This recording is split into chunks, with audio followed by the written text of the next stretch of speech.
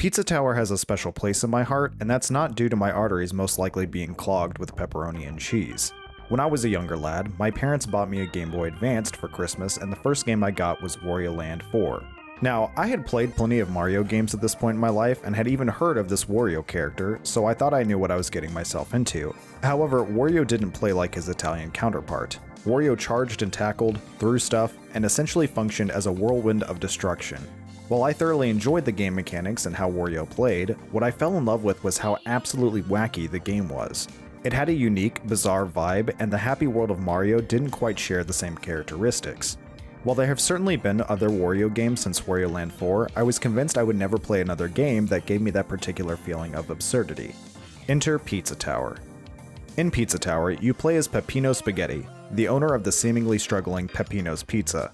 Suddenly, a sentient pizza shows up and blows up his precious business. Peppino, filled with rage and indignation, charges the tower with the intent of revenge and retrieving his precious ingredients. At least, that's what I think is going on. In terms of story, Pizza Tower is admittedly pretty vague, but gives enough backstory to plunge our hero into action, and that's good enough for me. I'm betting there's some kind of hidden lore or meaning behind some of these things, but that's not what drew me in, and that's not why I'm here. From the trailer and opening alone, I knew this was going to be a bizarre adventure that would satisfy all my pizza cravings. Pizza Tower takes heavy inspiration from Wario Land games, both in its mechanics and its sweaty, mustached protagonists. As simply put as possible, you enter a level, you run through the level at speeds that would break the sound barrier, and you find toppings and crush anything that gets in your way till you reach the end. At the end, you find Pillar John, and upon destroying him, you activate Pizza Time. Now you must make it all the way back to the beginning of the level with the timer ticking down. The music becomes frantic, enemies spawn out of nowhere, and even the map itself changes its course in certain areas. On paper, it seems like a straightforward 2D platformer, but ultimately culminates in some of the fastest, most chaotic gameplay that I've ever tried to tackle. While our hero of Pizza Tower spends most of his time looking terrified, don't let him fool you. This monster of a man comes equipped with a slew of moves and attacks that not only devastate any enemies standing in his way, but allows him to traverse the tower and its many rooms with ease. You can run so fast you run through steel blocks and enemies, you can roll through blocks, you can super jump, you can grapple and pummel enemies, and can even parry enemy attacks. This moveset, especially combined together, makes Peppino slippery and more deadly than a greasy pizza with a gun. While his high mobility and strength give the opportunity for a lot of perfected plays, that doesn't mean it will always happen. The most difficult part of Pizza Tower is simply controlling Peppino. I personally believe this is the true crux of the game. The more difficult a game is, the more room there is for those who want to truly master it.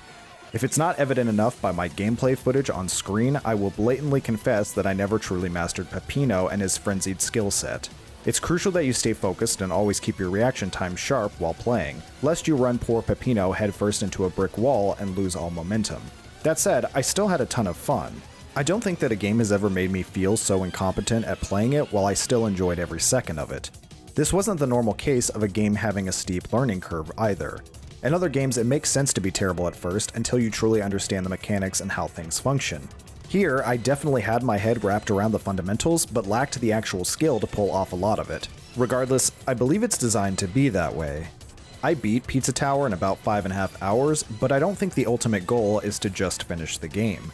For speedrunners and gamers who like to push themselves further, I think Pizza Tower is perfect. Each level ends with you being given a rank based off of your overall score and performance. On top of that, there are hidden areas and even a hidden collectible in each level. The highest rank I ever achieved was an A, but there are higher ranks of both S and P. P ranking being the true testament of skill and mastery, players must not only find the secrets, but also keep their combo for the entirety of the level and run a second lap. A combo forms when you simply kill an enemy, and the timer is refilled certain amounts by grabbing collectibles or killing another enemy.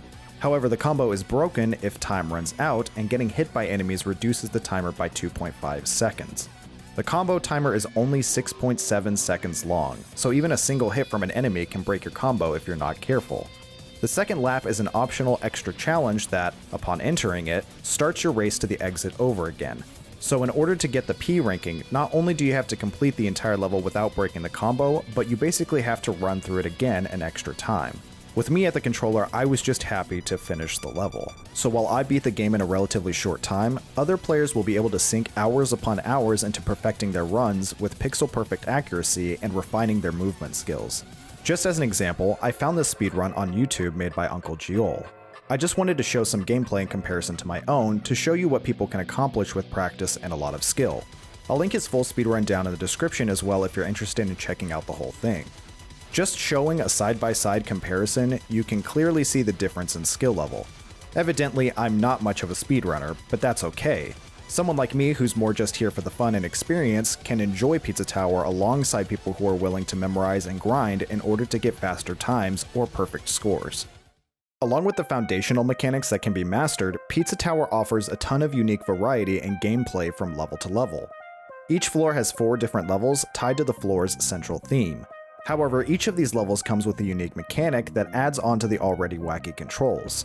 In one level, Peppino can be turned into a knight, in another he gets bounced around by cows, in another he is transformed into a pizza, and many, many more. This adds both an extra level of mastery but also keeps the game fresh from area to area. Of course, I thought some levels were more memorable than others, but the fact that each level felt special kept me engaged throughout. I never knew what to expect, and every new level felt like a whole new world for me to get bounced around in. On top of that, each floor has a different boss that you have to confront in a one-on-one battle. While these boss fights all feel a bit similar with a few caveats, I thoroughly enjoyed each one. This was one section of the game I actually felt pretty confident in my skills, and it was a much needed change of pace from the constant running through levels. Finally, we get to my absolute favorite part of Pizza Tower, and that's how perfect the aspects of the game all meld together in a unified, tasty way. From the art style that is abrasive, goofy, and downright insane, to the music that pushes beyond the background and motivates you to blaze at the speed of light. Every feature in Pizza Tower melds together in perfect synergy, a lot like how different flavors of a pizza meld together for a perfect slice of pie. There are so many different animations for Peppino, along with a ton of different varieties in enemies and level design. The songs all feel unique, yet still retain that eccentric feel of the bizarre. These things coupled together with the gameplay, which can be categorized as organized chaos, culminate in a truly unique feel. It's extremely important for all of these factors to blend together seamlessly, and Pizza Tower's atmosphere is baked to perfection. There are a ton of still frames that I adore in Pizza Tower, from the opening of the level to the announcement of the boss fights, that radiate with style and personality, even if that style and personality is sometimes pungent. Usually with pixel art, I praise it when it's more detailed, complex, and impressive, but here the approach is much more minimalistic. In fact, I honestly thought this game was drawn in MS Paint, only to be surprised from the description saying it's pixel art. For the record, I don't care if it's pixel art, MS Paint, or smeared crayon. Either way, I absolutely love it. The art style and music are truly what drew me to the game originally. I could listen to the soundtrack all day, and while playing, I could pause at any time to find something unique and funny to look at. There's a ton of passion and expertise poured into every animated frame and every played note. As for the cons of Pizza Tower, I only have one thing to really say, and if I'm being honest, I don't really think of it as a con. Furthermore, this one's purely subjective, because it was something that I experienced, but I'm not sure that anyone else will. As I stated earlier, I beat Pizza Tower in about 5.5 hours, but that wasn't done in one sitting. In fact, it felt like I couldn't play longer than 30 minutes to an hour without my brain feeling like it was totally fried. I play a lot of high-speed games pretty regularly, competitive FPSs more specifically, that have constant, non-stop action, so I was a bit surprised that my brain felt like a dead battery after a couple levels in Pizza Tower. My best guess is that because each level is unique in terms of extra mechanics and layout, I never really got the chance to memorize the geography, so each new level was trying to learn a new blueprint at breakneck speeds. The reason I don't really chalk this up as a real negative against Pizza Tower is simply because this isn't how the game is ideally played through. You're supposed to go back through levels and attempt them several times in order to get a better score, while I usually play through these games in order to enjoy them and finish them so I can get started on my review. The ultimate purpose of me bringing this up is as kind of a soft warning for gamers who just want to play through it. If you just push from level to level, you may experience some brain fatigue like I did. However, if you're a gamer who loves a good challenge and wants to pursue getting better and ultimate mastery, then this is the perfect game for you. Pizza Tower is nothing short of a culinary masterpiece. I think for what it's meant to be, it nails every aspect perfectly. Honestly, I very rarely come away from a game without some kind of criticism or even things I can nitpick about. Yet Pizza Tower left me totally satisfied and impressed. That said, this game is clearly not for everyone.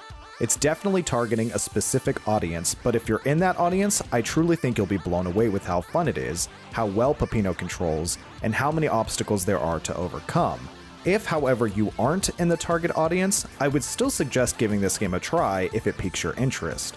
The atmosphere alone was a delight, and completing a level, even though I stumbled through a lot of it, still felt like a true accomplishment. So while it was cheesy, greasy, and messy, I still finished the whole pizza and I loved every single bite of it.